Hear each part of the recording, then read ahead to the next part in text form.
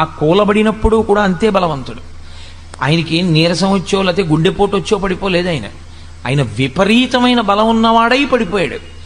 గాంధీవం పట్టుకోగలిగిన వాడై గాంధీవం వదిలిపెట్టేశాడు. అస్త్రములను ప్రయోగించగలిగిన వాడై ప్రయోగించనంటున్నాడు. అంతమందిని చంపగలిగిన వాడై నేను చంపనంటున్నాడు. దీనికి కారణం ఆయనకి శరీరంలో ఏమైనా నీరసం వచ్చిందా, మనసులో బలహీనత వచ్చిందా? మనసులో బలహీనత వచ్చింది. క్షుద్రం హృదయ దౌర్బల్యం. ఇందువల్ల అలా వస్తుంది అంటే మీరు ఇక్కడ ఒక చిన్న విషయాన్ని గమనించవలసి ఉంటుంది. శరీరము స్థూలము, మనసు సూక్ష్మము. ఈ రెండింటికి ఉండే పెద్ద తేడా అక్కడ ఉంటుంది. ఏది సూక్ష్మమై ఉంటుందో దానిని వశం చేసుకోవడం కష్టం. ఏది స్థూలమై ఉంటుందో దాన్ని వశం చేసుకోవడం తేలిక. మీరు ఒక వ్యక్తి శరీరాన్ని వశం చేసుకోగలరు. ఒక వ్యక్తి సమాజంలో దొంగతనాలు ఎక్కువ చేస్తున్నాడు, సమాజంలో చెయ్యకూడని పనులు చేస్తున్నాడు. మీరు ఆ వ్యక్తిని తీసుకెళ్ళి, ఆ వ్యక్తి యొక్క శరీరాన్ని తీసుకెళ్ళి ఓ కారాగారంలో పెట్టగలరు, ఓ 2 ఏళ్ళు 3 ఏళ్ళు. ఆ వ్యక్తి యొక్క మనస్సు యందు పరివర్తన తీసుకురాగలదా కారాగారమో అని నన్ను అడిగారు అనుకోండి, తీసుకురావచ్చు, తీసుకురాలేకపోవచ్చు. లేదా అతను అంతకన్నా పెద్ద దొంగ కావచ్చు. ప్రతీకార బుద్ధిని పెంచుకున్నవాడై నన్ను ఫలానా అప్పుడు నేను యామరపాటుగా ఉన్నప్పుడు పట్టుకున్నారు కనుక నేను అసలు యామరపాటు పొందకుండా నేను సమాజాన్ని ఇబ్బంది పెడతాను అని అన్నాడు అనుకోండి. ఇప్పుడు మీరు అతని శరీరాన్ని బంధించగలిగారేమో కానీ అతని మనసులో పరివర్తన ఏమైనా తీసుకురాగలిగారా? మీరు తీసుకురాలేరు. స్థూల శరీరాన్ని వశం చేసుకోవచ్చు, బంధించవచ్చు. స్థూల శరీరాన్ని మీరు తీసుకొచ్చి కట్టి పడేయచ్చు మీ దగ్గర. కానీ సూక్ష్మ శరీరాన్ని మీరు వంచలేరు. మీ తరం కాదది. అది తనంత తానే మారవలసి ఉంటుంది. అది మారేది దేనికి అంటే ఒక్క బోధకు మాత్రమే మారుతుంది. పరివర్తన తనంత తాను మార్పు చెందితే అది సద్బుద్ధితో ఉంటుంది.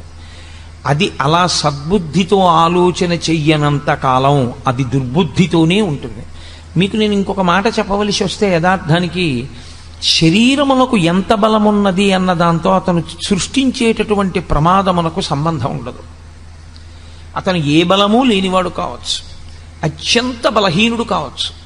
అతనేమి నిజంగా నలుగురు వచ్చి కలియబడితే నలుగురిని పడగొట్టగలిగిన శక్తి లేనివాడు కావచ్చు. కానీ అతని మనస్సు మాత్రం మహాక్రూరముగా ఉందనుకోండి, అతని మనస్సు విషపు పురుగుగా ఉందనుకోండి, అది చాలా క్రూరమైన ఆలోచనలు చెయ్యగలిగితే అతని క్రూరత్వము ఎంత దూరం ఉందో ఆ ఆలోచనని బట్టి అతని శరీరము అంత బలవంతరము కాకపోయినా అతను సమాజమునకు ప్రమాదము చెయ్యగలడు. అతని శరీర బలంతో సంబంధం లేకుండా కేవలము అతని మనస్సు యొక్క క్రౌర్యము అతని శరీర బలాన్ని దాటి సమాజానికి అపకారం చేస్తుంది. అదేవిధంగా ఒక వ్యక్తి శరీర బలం ఎంత సంబంధం ఉండదు, కానీ ఆయన మనస్సుకి ఉన్నటువంటి పవిత్రత చేత, మనస్సుకి ఉన్నటువంటి శక్తి చేత ఆయన సమాజమునకు అంతటి మహోపకారమును చేయగలరు. 95 సంవత్సరముల వయస్సులో పరమాచార్య స్వామి తన ధర్మానికి తాను కట్టుబడి సన్యాస ధర్మం అంటే సన్యాస ధర్మమేనని మహానుభావుడు వాహనం ఎక్కకుండా తోపుడు రిక్షా పట్టుకుని నడిచి వెళ్ళారు. ఒక దేవాలయ ప్రాంగణంలో రాత్రివేళ పడుకుని నిద్రపోయేవారు. 96 సంవత్సరముల వయస్సు కలిగినటువంటి శరీరం ఏ బలం ఉందని అలా చేయగలిగింది? ఆయన నోరు విప్పి ఒక్క మాట మాట్లాడితే ఆ మాట ఎంతో గొప్పదైంది. ఒకానొక సభకి వెళ్ళారు పరమాచార్య స్వామి వారు. వెళితే సభలో ఉన్న వాళ్ళు అన్నారు, మీరు మాకు నిరంతరం మంచి మాటలు చెప్తున్నారు, కానీ మేము పాపములను చెయ్యకుండా నిగ్రహించుకోలేకపోతున్నాం. మేము పాపం చేస్తున్నాం. మాకు తెలుసు మీరు చెప్తున్న బోధల వలన మాకేమర్థం అవుతోందంటే మేము చేస్తున్నటువంటి పాపములే మమ్మల్ని బాధపడుతున్నాయి, ప్రకృతి యందు దేవతానుగ్రహం లేని స్థితిని కల్పిస్తున్నాయి. కాబట్టి మేము ఇప్పుడు ఈ పాపము నుంచి విడివెడకుండా ఉండలేకపోయిన స్థితిలో మమ్మల్ని మేము నిగ్రహించుకోవడానికి మీరు ఎంత బోధ చేసినా మా మనసుని మేము మార్చుకోలేకపోతుంటే మేమేం చెయ్యాలని అడిగారు.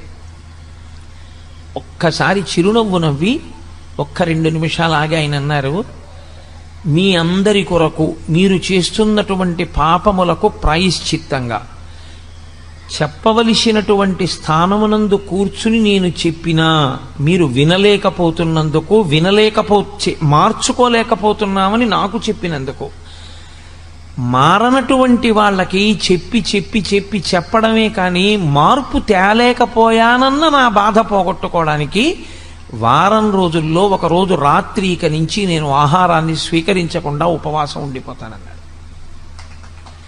ఆ మాటకి అప్పటి వరకు మేము మారలేకపోతున్నామన్న వాళ్ళు 195% మార్పు వచ్చింది. ఇది యథార్థంగా జరిగిన సంఘటన. పవిత్రమైన మనసు కలిగినటువంటి వ్యక్తి ఎంత బలహీనమైనటువంటి మనస్సున్నవాణ్ణి ఉద్ధరించి బలవత్తరం చేసి తేజోవంతుణ్ణి చేసి చక్కగా సమాజానికి పనికొచ్చేవాడిగా చెయ్యగలడు. ఆయన శారీరకంగా ఎంత బలంగా ఉన్నాడు అన్న దానితో సంబంధం ఏమి ఉండదు. ఆయన మనస్సు ఎంత పవిత్రం, ఆయన మనస్సు ఎంత శక్తివంతం, ఇది ప్రధానమై ఉంటుంది. అందుకే సూక్ష్మదేహము యొక్క శక్తి ముందు స్థూలదేహము నిలబడలేదు. సూక్ష్మదేహానికి ఉన్నటువంటి వేగం ముందు స్థూలదేహం నిలబడలేదు. స్థూలదేహానికి ఉండే వేగం చాలా చాలా తక్కువ. నేను ఇక్కడి నుంచి హైదరాబాద్ వెళ్ళాలి అని అనుకున్నాను అనుకోండి, కనీసంలో కనీసం నేను 11 గంటల నుంచి 12 గంటలు ప్రయాణం చేస్తే తప్ప నా స్థూల శరీరం హైదరాబాద్ని చేరుకోలేదు. అదే నా సూక్ష్మ శరీరంతో నేను హైదరాబాద్ వెళ్ళాలి అని అనుకున్నాను అనుకోండి, మా అబ్బాయి ఇల్లు నాకు జ్ఞాపకానికి వచ్చింది అనుకోండి, ఒక్క క్షణంలో మా అబ్బాయి హాల్లో, కబ్బోర్డ్లో, పైగూట్లో, కుడి చేతి పక్కన ఏ వస్తువు పెడతాడో నాకు కనపడుతుంది మనోనేత్రంలో. సూక్ష్మ శరీరానికి వేగం ఉంటుంది, స్థూల శరీరానికి అంత వేగం ఉండదు. అందుకే సూక్ష్మ శరీరం స్థూల శరీరాన్ని వశం చేసుకుని ఉంటుంది ఎప్పుడు. అన్ని శక్తులు దానివి. ఆ మనసు పవిత్రమై, ఆ మనస్సు ఎప్పుడూ పవిత్రమైన వస్తువుల్ని పట్టుకునేటట్టుగా తర్ఫీదిచ్చుకున్న జీవుడున్నాడే, వాడు కూడా దాని వలన తరించిపోతుంటాడు. స్థూలదేహంతో ఎంత చేస్తున్నాడన్నది కాదు, సూక్ష్మదేహంతో చేసినది ఏదుందో అది అపార శక్తివంతము. దీనికో లక్షణం ఉంది, ఇది విపరిణీయతే. దీనికి ఉన్న లక్షణం ఏమిటంటే శరీరముగా ఉంటుంది, దేహముగా ఉంటుంది. శరీరము అన్న పేర చేత దీనికి శిథిలం అవ్వడమే దీని యొక్క లక్షణం. ఇది పెరుగుతోంది అంటే దీని సంధిబంధములు విడిపోతాయి, దీని యందు ప్రజ్వరుడు ప్రవేశిస్తాడు. ఇది నానాటికి మారిపోతుంది. నానాటికి మారిపోయి చిట్ట చివరికి ఏమవుతుందంటే ఇది దహింపబడుతుంది, దీన్ని తీసుకెళ్ళి కాల్చేస్తారు.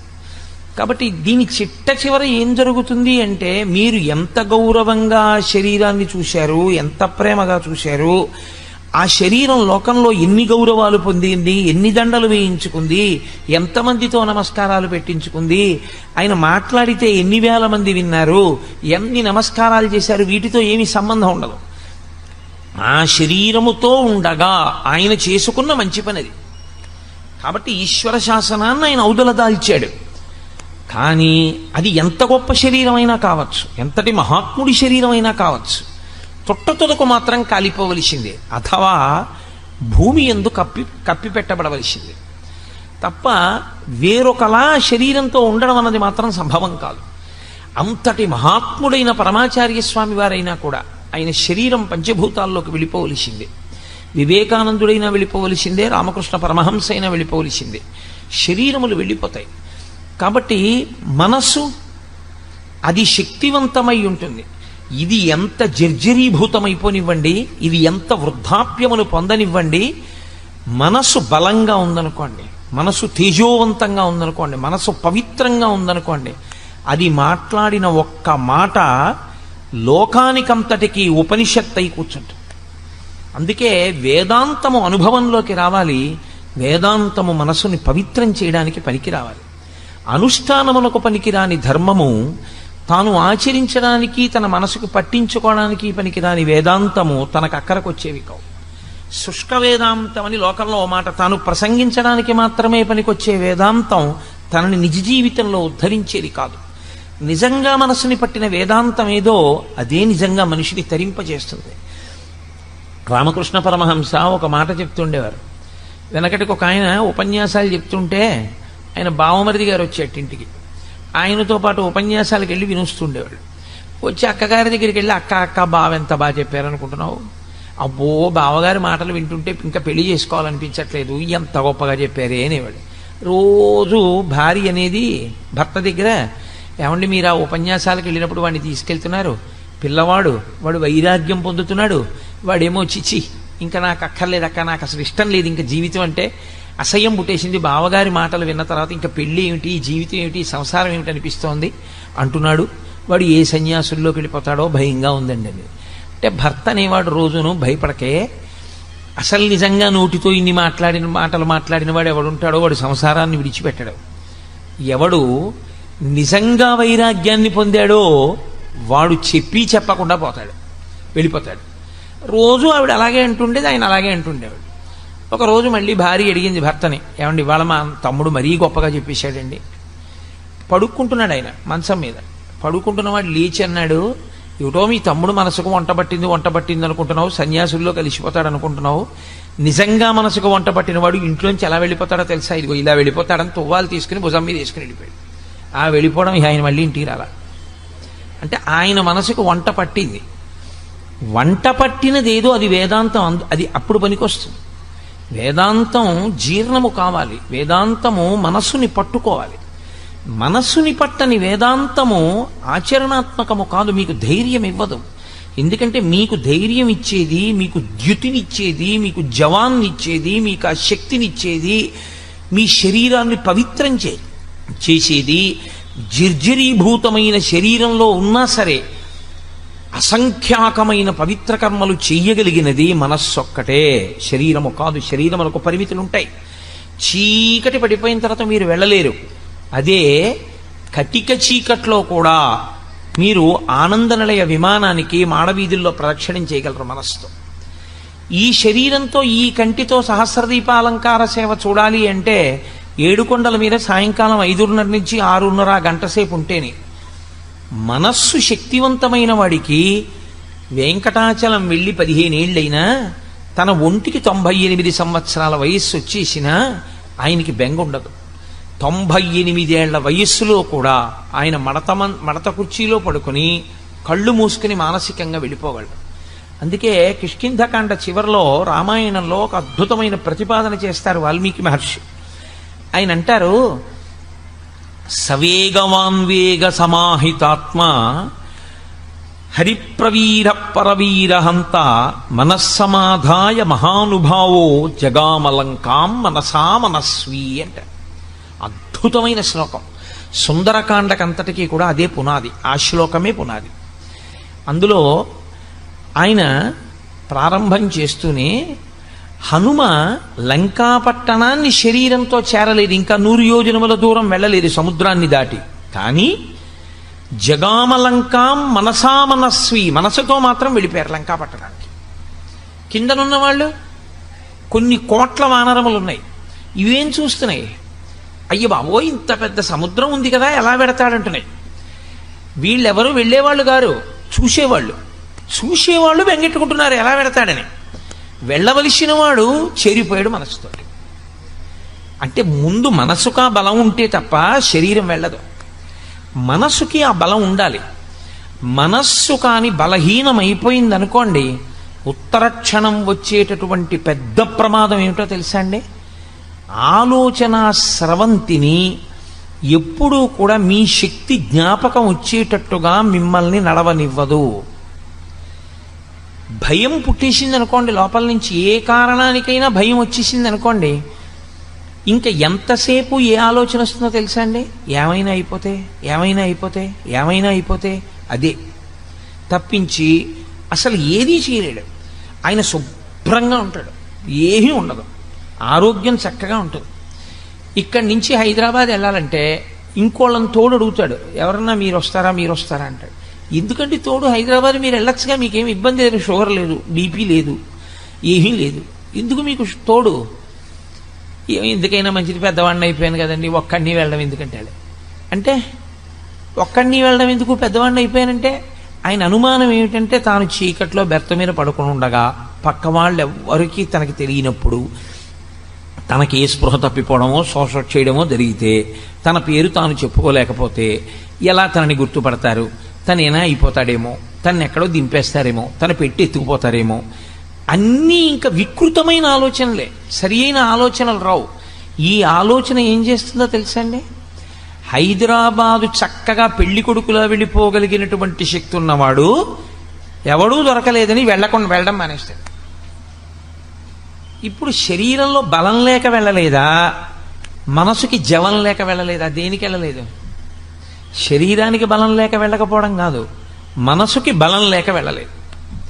ఇంకొక ఆయన ఉంటాడు, ఏమయ్యా ఈ వయసులో ఎందుకయ్యా నీకు గుడికి రోజు ప్రదక్షిణానికి పడిపోతావేమో అన్నారనుకోండి.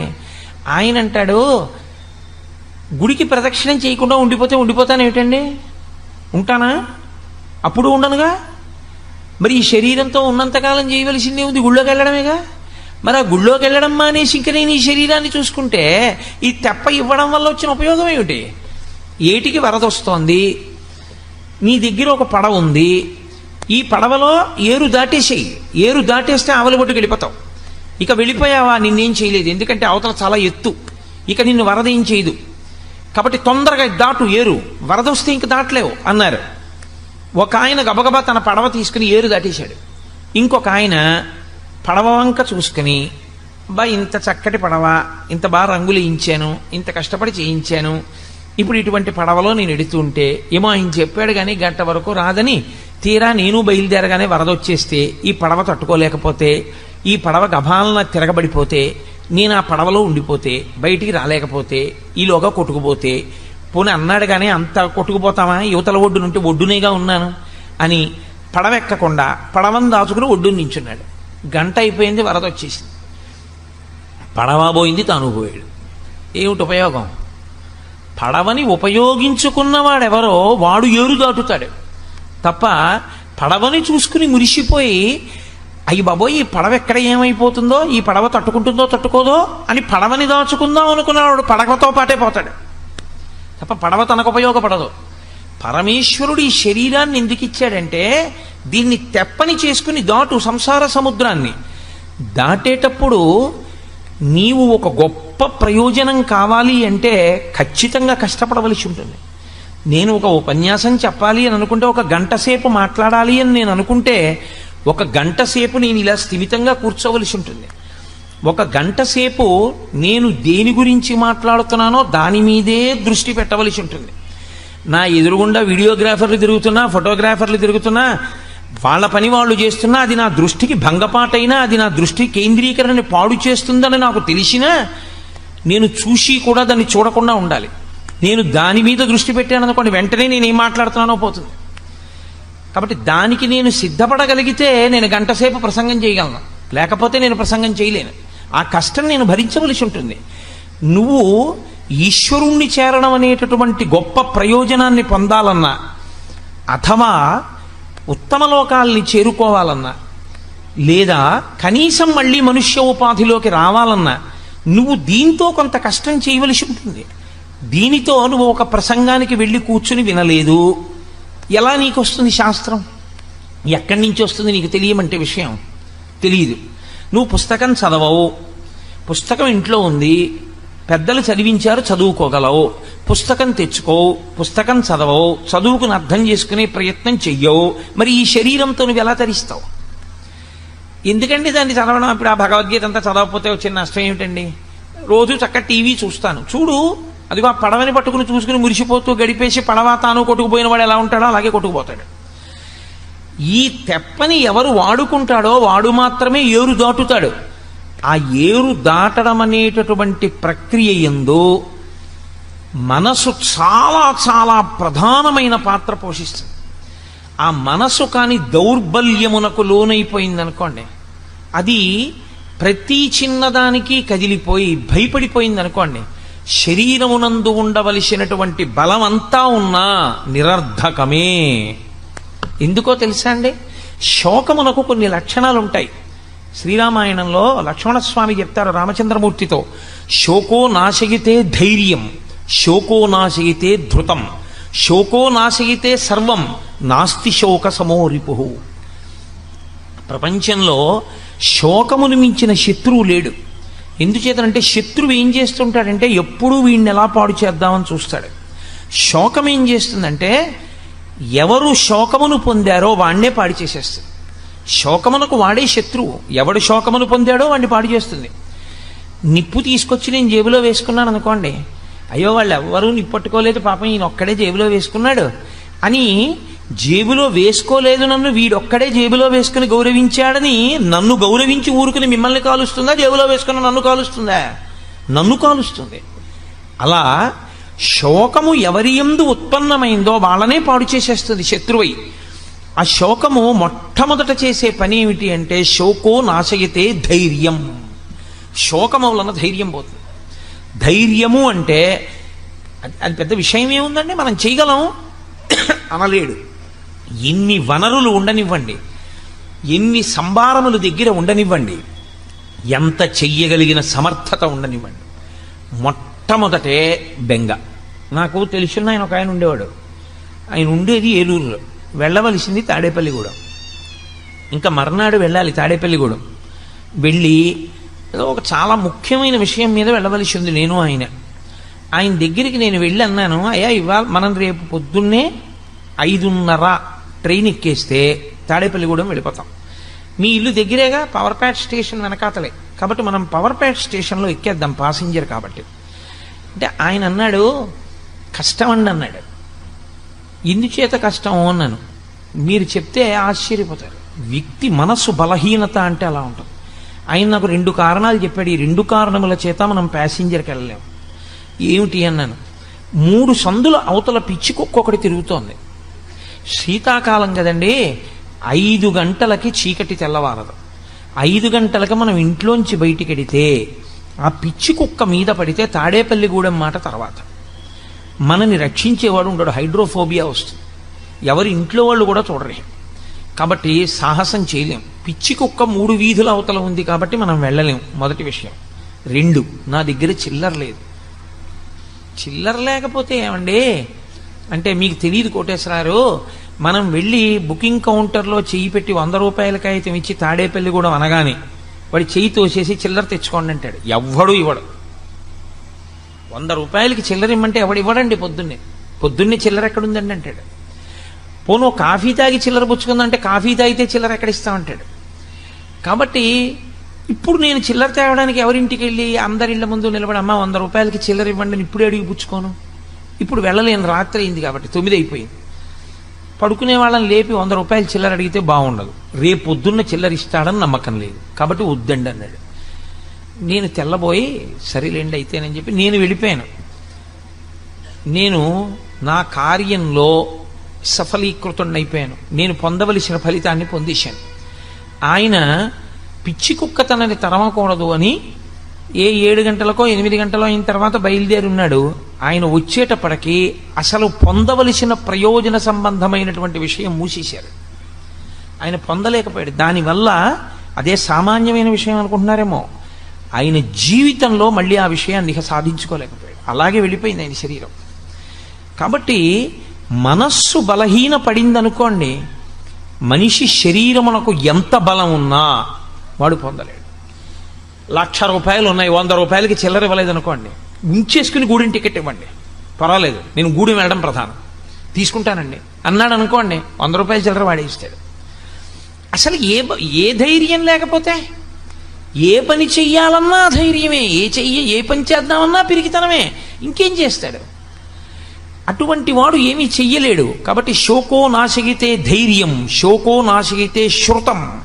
విన్నది జ్ఞాపకానికి రాదు. ఏది నువ్వు విన్నావో ఆ విన్నవేవి జ్ఞాపకానికి రావు. ఎందుకంటే శోకమును పొందినటువంటి కారణం చేత విన్నవన్నీ మరుగున పడిపోతాయి. ఆ భయ విహ్వలుడైపోయినటువంటి వాడికి ఎంత గొప్ప వ్యక్తుల దగ్గర ఎన్ని గొప్ప విషయాలు విన్నవాడైనా కానివ్వండి, సాక్షాత్తు ధర్మరాజు గారికి తమ్ముడు ధర్మరాజు గారితో కలిసి తిరిగాడు, కానీ ధర్మరాజు గారు చెప్పిన మాటలు గుర్తులేవు. కృష్ణ పరమాత్మతో తిరిగాడు, కృష్ణ పరమాత్మ చెప్పిన మాటలు గుర్తులేవు. ద్రౌపదీదేవి కురుక్షేత్రానికి ముందు ఏడిచిన ఏడుపు గుర్తులేదు, తాను ఎందుకు యుద్ధం చెయ్యాలో గుర్తులేదు. శోకో నాశయితే శృతం, శోకో నాశయితే సర్వం. ఇంకా ధైర్యం కోల్పోయిన వాడికి, పెద్దలు చెప్పిన మాటలు గుర్తురాని వాడికి, కార్యాన్ని నిర్వహించలేని వాడికి వాడు పొందగలిగిందే ఉంటుంది, వాడు ఏమీ పొందలేడు. కాబట్టి వాడు సమస్తమును కోల్పోతాడు.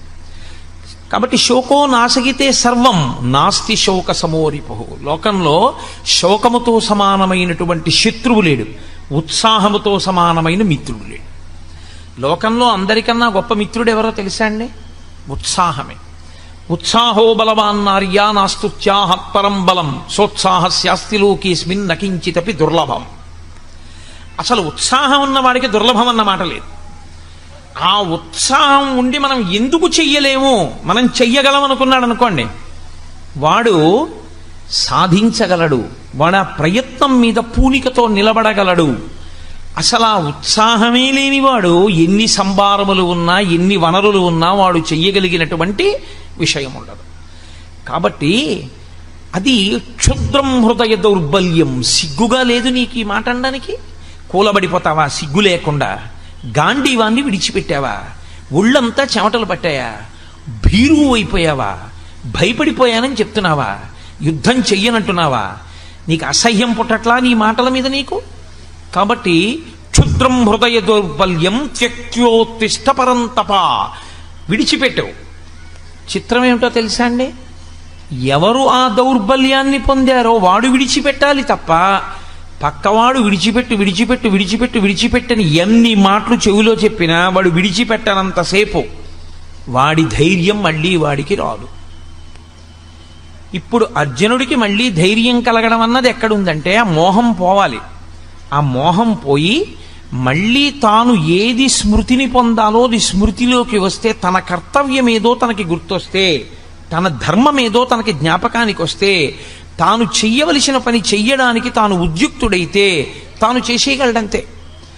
కాబట్టి నువ్వు ఉత్తర క్షణం ఆ క్షుద్రమైనటువంటి హృదయ దౌర్బల్యాన్ని విడిచిపెట్టేసి ఉత్తిష్ట, లేచి అర్జున ప్రారంభించే యుద్ధాన్ని. ఉత్తిష్ట అన్న మాటకు అర్థం ఇక్కడ కేవలం శరీరంతో లేవడం కాదు. ఉత్తిష్ట అన్న మాటకు అర్థం పూర్వం ఎలా నిలబడ్డావో అలా నిలబడు. ఈ యుద్ధానికి వచ్చే ముందు ఎంత సంతోషంగా వచ్చావో, ఇన్నాళ్లకి నా పగ తీరుతోంది, ఇన్నాళ్లకి దుష్టబుద్ధి కలిగినటువంటి కౌరవుల్ని మట్టు పెడుతున్నాను, నా కర్తవ్యం నేను నిర్వహిస్తున్నాను, క్షత్రియుడనై పుట్టినందుకు దుష్టుల్ని సంహరించి ధర్మాన్ని నిలబెడుతున్నాను అని ఏ పూనికతో వచ్చావో ఆ పూనికను నువ్వు పొందు. ఆ పూనికను నువ్వు పొందావు అనడానికి గుర్తేమిటో తెలుసా? మళ్ళీ నువ్వు గాంధీవం పట్టుకు లేచి నిలబడాలి. పడిపోయిన అర్జునుణ్ణి లేవదీయడానికి 18 అధ్యాయాలు చెప్పాల్సి వచ్చిందండి. పడిపోవడం చాలా తేలిక జీవితంలో, పైకి లేవడం అంత తేలిక కాదు. మళ్ళీ పైకి లేవాలంటే, మానసికంగా బలహీన పడిపోయిన వాడు లేవాలి అంటే కృష్ణ పరమాత్మ లాంటి ఆచార్యుడు దొరకాలి. ఇప్పుడు అర్జునుడికి మళ్ళీ ధైర్యం కలగడం అన్నది ఎక్కడుందంటే ఆ మోహం పోవాలి. ఆ మోహం పోయి మళ్ళీ తాను ఏది స్మృతిని పొందాలో అది స్మృతిలోకి వస్తే, తన కర్తవ్యం ఏదో తనకి గుర్తొస్తే, తన ధర్మం ఏదో తనకి జ్ఞాపకానికి వస్తే, తాను చెయ్యవలసిన పని చెయ్యడానికి తాను ఉద్యుక్తుడైతే తాను చేసేయగలడంతే. కాబట్టి నువ్వు ఉత్తర క్షణం ఆ క్షుద్రమైనటువంటి హృదయ దౌర్బల్యాన్ని విడిచిపెట్టేసి ఉత్తిష్ట, లేచి అర్జున ప్రారంభించే యుద్ధాన్ని. ఉత్తిష్ట అన్న మాటకు అర్థం ఇక్కడ కేవలం శరీరంతో లేవడం కాదు. ఉత్తిష్ట అన్న మాటకు అర్థం పూర్వం ఎలా నిలబడ్డావో అలా నిలబడు. ఈ యుద్ధానికి వచ్చే ముందు ఎంత సంతోషంగా వచ్చావో, ఇన్నాళ్లకి నా పగ తీరుతోంది, ఇన్నాళ్లకి దుష్టబుద్ధి కలిగినటువంటి కౌరవుల్ని మట్టు పెడుతున్నాను, నా కర్తవ్యం నేను నిర్వహిస్తున్నాను, క్షత్రియుడనై పుట్టినందుకు దుష్టుల్ని సంహరించి ధర్మాన్ని నిలబెడుతున్నాను అని ఏ పూనికతో వచ్చావో ఆ పూనికను నువ్వు పొందు. ఆ పూనికను నువ్వు పొందావు అనడానికి గుర్తేమిటో తెలుసా? మళ్ళీ నువ్వు గాంధీవం పట్టుకు లేచి నిలబడాలి. పడిపోయిన అర్జునుణ్ణి లేవదీయడానికి 18 అధ్యాయాలు చెప్పాల్సి వచ్చిందండి. పడిపోవడం చాలా తేలిక జీవితంలో, పైకి లేవడం అంత తేలిక కాదు. మళ్ళీ పైకి లేవాలంటే, మానసికంగా బలహీన పడిపోయిన వాడు లేవాలి అంటే కృష్ణ పరమాత్మ లాంటి ఆచార్యుడు దొరకాలి. మళ్ళీ అంతటి సద్బోధ దొరకాలి, తన ధర్మం తనకి తెలియాలి, తెలిసి లేచి నిలబడి మళ్ళీ గాంధీవాన్ని పట్టుకోవాలి. అందుకే మనందరం కూడా ఆ ధర్మక్షేత్రంలో ఉన్న వాళ్ళమే. అర్జునుడు మిష అంతే. మనందరం కూడా ధర్మక్షేత్రంలో ఇలాగే దిక్కు తెలియక పడిపోయి ఉన్నాం.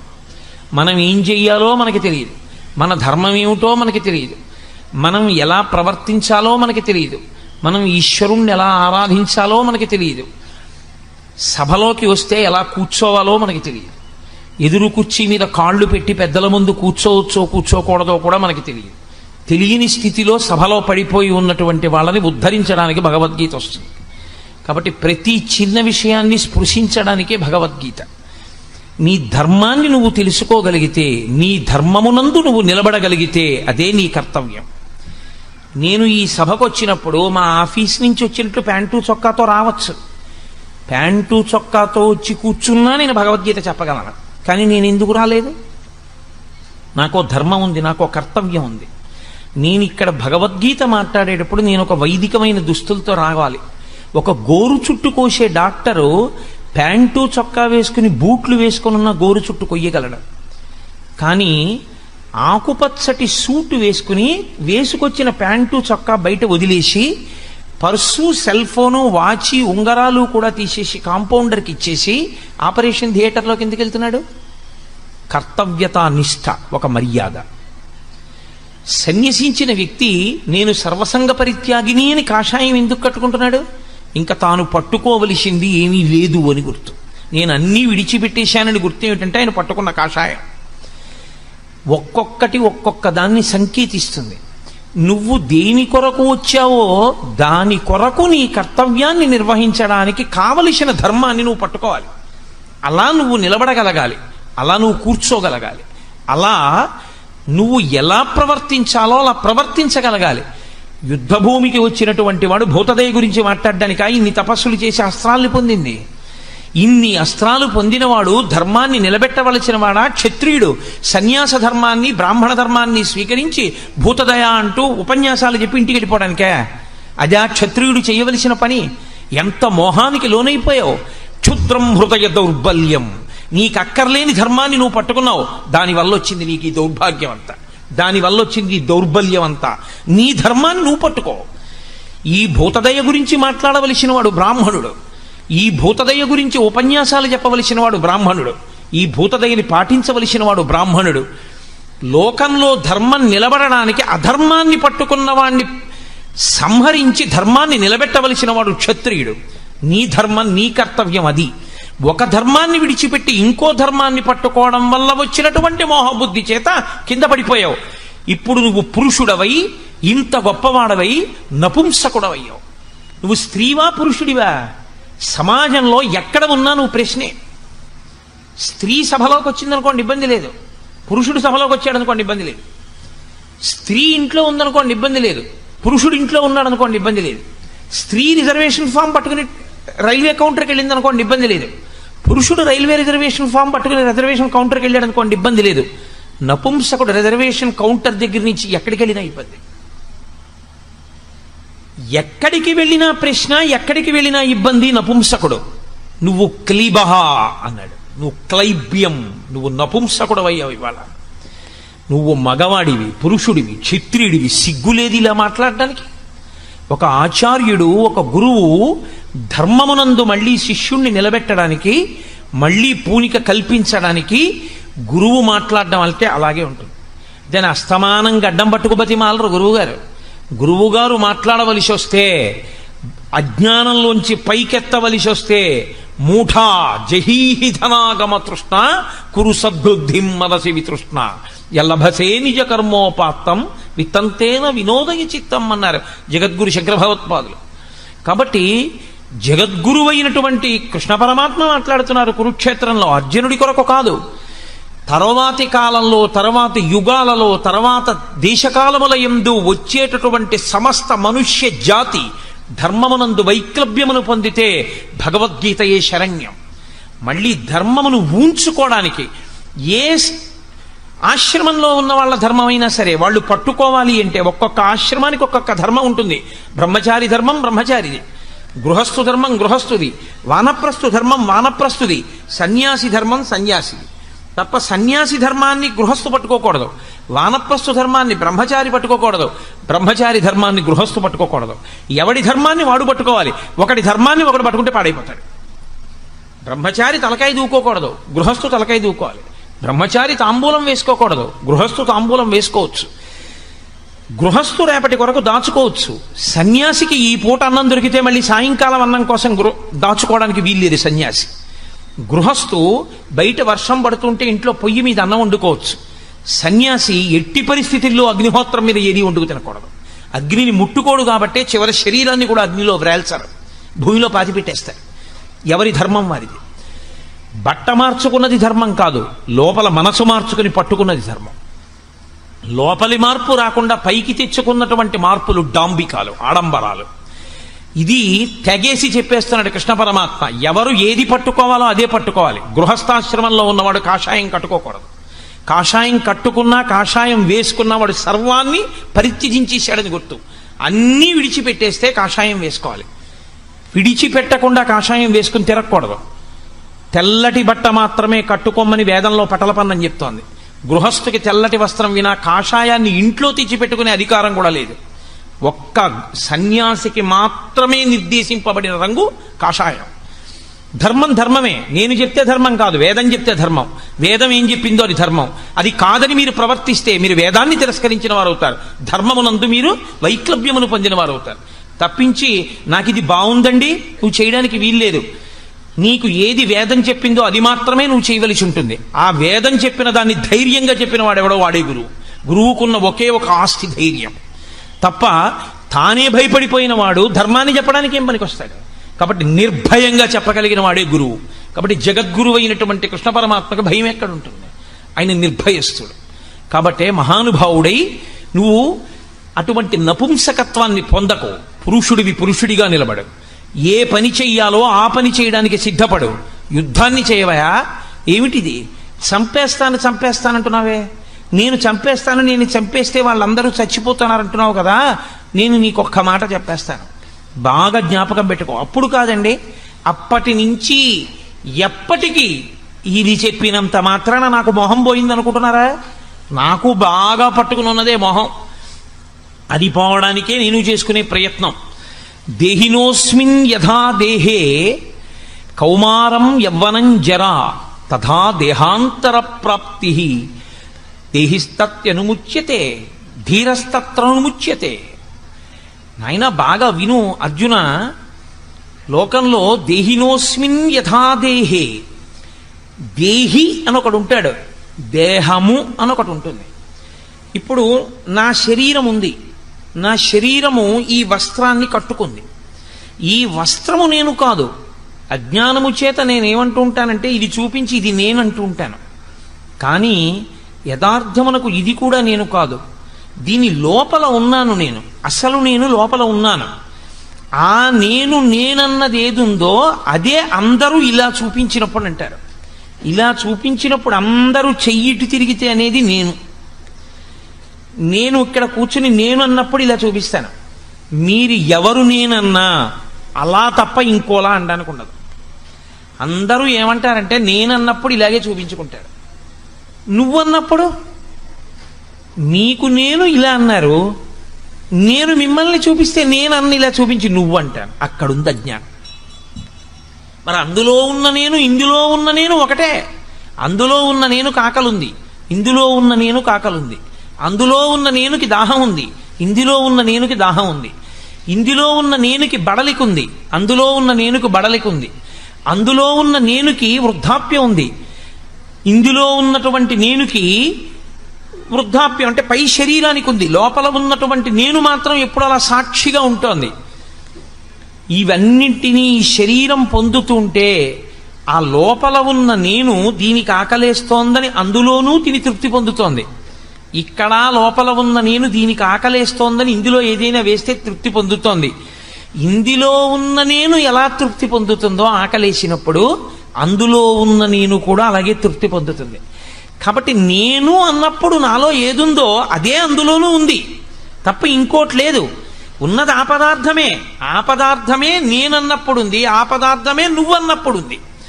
కానీ అజ్ఞానమంతా ఎక్కడొచ్చేస్తోందంటే మధ్యలోకి నువ్వన్నప్పుడు వేరైపోతావు. వాడు ఏమైపోయినా పర్వాలేదు, నేను బాగుంటే బాగుండంటున్నాడు. కాదు, ఇందులో ఉన్నవాడికి దీనిలో ఆకలేసినప్పుడు, దీంట్లో పదార్థం పడేసినప్పుడు ఇది ఎలా తృప్తి పొందుతుందో, నాలో నేను అనబడేటటువంటిది ఎలా సంతోషిస్తుందో, ఆ నేనే అందులో కూడా ఉంది. ఆ నేను కూడా అలాగే సంతోషిస్తుంది. అందులో ఆకలేసినప్పుడు పడేస్తే పాపం అది కూడా ఖాళీగా ఉంది, అది కూడా అన్నం లేక ఏడుస్తోంది.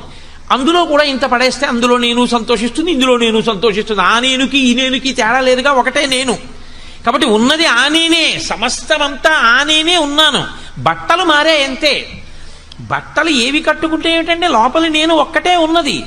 కాబట్టి దేహినోస్మిన్ యథా దేహే, దేహి లోపల ఉన్నవాడు ఈ దేహమును తొడుక్కుంటున్నాడు. తొడుక్కున్నది దేహమైంది ఎందుకని? ఇది ఉండేది కాదు, దాని పేరే దేహము. దేహము అంటే కాలిపోతుంది. దహింపబడేదేదో దానికి దేహమని పేరు. ఏ దేహమైనా కానివ్వండి, నేను తొడుక్కున్న ప్రతి దేహము కాలిపోవలసిందే. ఎన్ని దేహములను మీరు లోకంలో చూస్తున్నారో అన్ని దేహములు చిట్ట చివరికి కాల్చబడతాయి. నేను తొడుక్కున్న ఈ దేహమైనా, మీ అందరూ తొడుక్కున్న దేహములైనా, కొంతమంది ముందు కొంతమంది వెనక, అంతే తేడా తప్ప అన్ని శరీరములు అన్ని దేహములు కాలిపోవలసిందే. కానీ అర్జున, వచ్చిన పెద్ద సమస్య అంతా ఎక్కడుందో తెలుసా? మూడింటిలో అనుభవాన్ని పొందుతున్నాడు మనిషి. కౌమారం, యవ్వనం, జరా. మనిషి బాల్యమునందు